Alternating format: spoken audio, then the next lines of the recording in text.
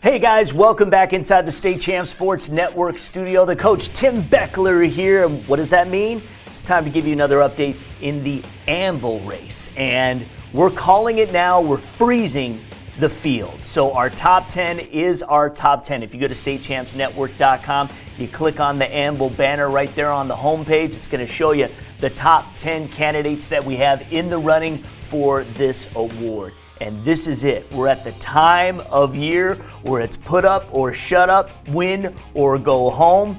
There are a couple guys, though, and interestingly enough, happen to be the leading vote-getters who are not going to get an opportunity to play anymore this year.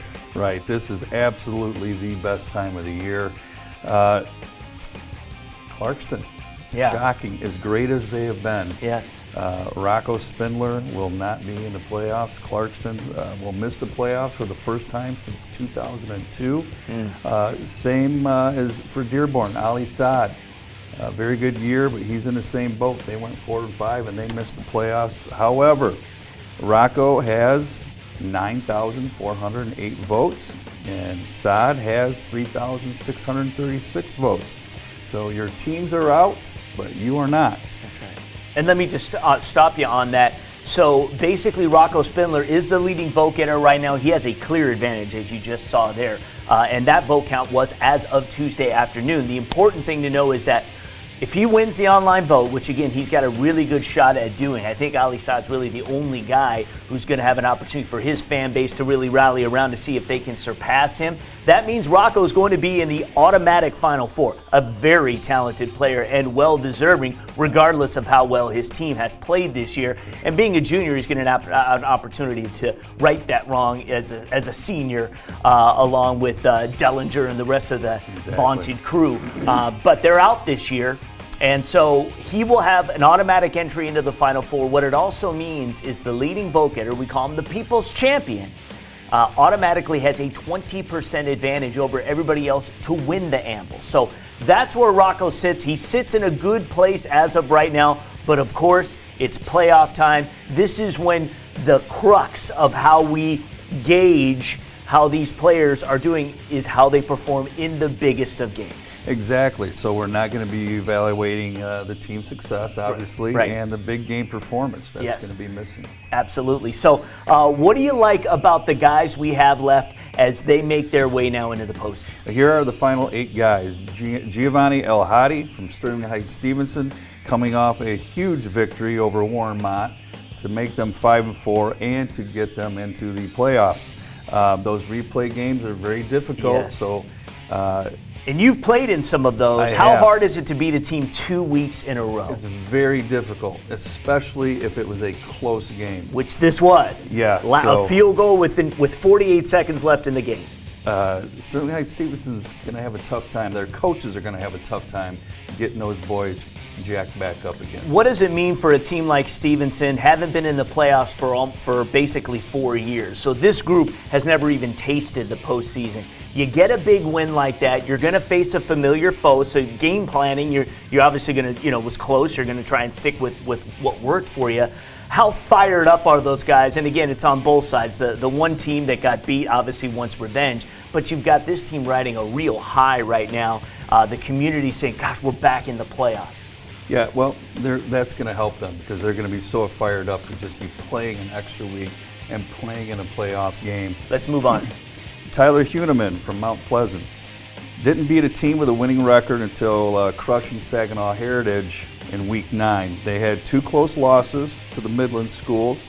So now they get a rematch with Cedar Springs, who beat them last year in the first round. So hopefully there's some retribution going on, and Tyler, you got to get it done. Absolutely, absolutely. Let's move on. How about one of the new guys, Eston Miles? From Williamston. They are facing Flint Powers. Williamston made it to the Final Four in Division IV last year, and this is their first step in getting back there. Yeah, solid program, solid team. I think they've got a good chance. Flint Powers is one of these programs that they had 2 really blowout losses. Other than that, they've been really good.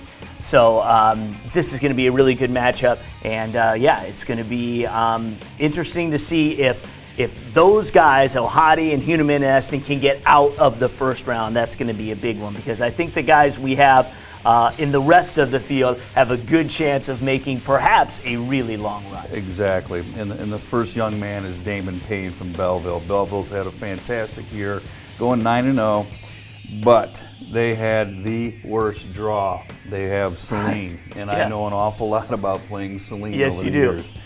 They will be ready for them. They'll be well coached, and they're not going to be intimidated by Belleville at all. Belleville is going to be tested. Knowing Division I and how strong it is and how every game is a battle, having a real tough test like this right out of the gate, do you feel that can be a real catalyst for you the rest of the playoffs, because now you believe? No question. If you do, as opposed to playing maybe a weaker team in the beginning. The problem is when you play a great team, you win that. When the smoke clears, you feel great about yourself, but you might be beat up. Right. I feel for Belleville, if they have their horses, they've got as good a chance as any. No question. All right, let's move on. Justin Rogers from Oak Park. They're playing a very solid Farmington team. Yes. Oak Park's schedule has been a tough one. These guys are just playoff chiseled. Yes. They are ready. Justin and his teammates just have to bring the physicality this week, and they should be fine. I really like Oak Park. I do too. In Division 2. There's no question about it. Mm-hmm. Cornell Wheeler from West Bloomfield. A great linebacker on a great team, but you guys had better stay disciplined, because you're going against my boys from Canton. That's right. As a middle linebacker playing against the T, you're going to get blocked. But I know you're good at getting off blocks. But you have a lot of help around you, and I think West Bloomfield's going to be fine. I do too. I've had an opportunity to see them up close. A team that's really believing in themselves. They've got good leadership. C.J. Harris has done amazing things as a quarterback for them. They've got a great run game, but they're predicated on getting after you. Keegan Smith, Jackson Lumen Christie. Yes. They have bumped down to Division 7 after winning it all the past 3 years in Division 6. They should win it all again this year. I feel that Hands way. down. They are my favorite, and the way that Herb Brogan just runs his team, and again, a team that reminds me of a lot of the offensive, they rush to the line, they lay it down, and they go. This is something we're going to really take a look at. When you take a player like a Keegan Smith, who is, like you said, probably from a pure talent perspective, should be the most dominant player on the field. We're going to watch him and see how he guides his team, and if he continues to do what he did, again, they are the defending state champs, and they roll, and they'll face some good competition. Don't throw out D7 like it's going to be a cakewalk. It won't be, especially as the weather begins to change. That's when everything changes. It'll be really interesting to follow him, and he may be a guy that definitely can get in the Final Four and could have a shot. Yeah, because I don't see anybody beating him. Yeah, and if they are going behind him, he plays both ways, he can be really, really interesting. And so will the next guy. Yes, Josh Preby, Edwardsburg. Now they've bumped up to Division 3, and that is a tough division. Yes. And you've got Zeeland West, another great wing T team, and you've got Muskegon sitting over there. Yep.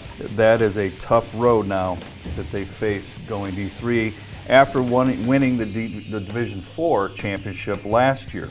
But you know what? I believe in Southwest Michigan. Josh, get it done. Yeah, exactly. They'll have really some strong tests. St. Joseph's what started the season undefeated. I think they went 6-0 before they finally suffered their first loss. You know what Zeeland West is. Strong. And Zeeland West is going to be coming off, they got that rivalry game, got to face East again. It's similar to Plymouth Canton. They share the same field, same perimeter in terms of the school goes. And I think West just beat them by 20. Yep. That game could go right down to the wire this week. Absolutely. We've seen it so many times. The first games we think are going to be blowouts all of a sudden go down to the wire, and we see upsets in a lot of those occasions. Division 3, in my opinion, is one of the most stacked. When you've got powerhouses that could win almost in any division like a Muskegon, I will put Edwardsburg in that group.